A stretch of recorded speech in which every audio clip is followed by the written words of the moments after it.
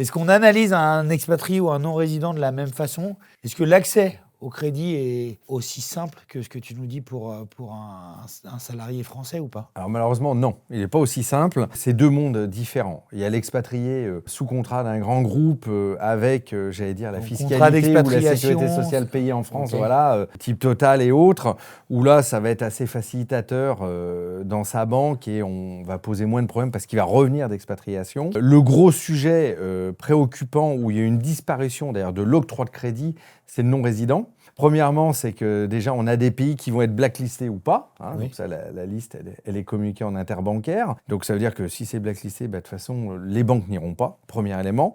Deuxième élément, c'est que le non-résident doit avoir un compte bancaire en France pour pouvoir assurer ses opérations. Et aujourd'hui, on ne peut plus ouvrir des comptes comme ça, sauf à se déplacer physiquement en France. Donc ça veut dire que la personne qui est à l'autre bout du monde va quand même falloir qu'elle se déplace. Si je prévois, moi, un départ à l'étranger ou une expatriation sans contrat d'expatriation, garde ton compte en France, approvisionne-le, mets de l'argent dessus, c'est déjà, ça? il est en zone euro, il est protégé, donc sans faire de la gestion de patrimoine, de toute façon, il faut garder un ou deux comptes bancaires en France, ça c'est clair.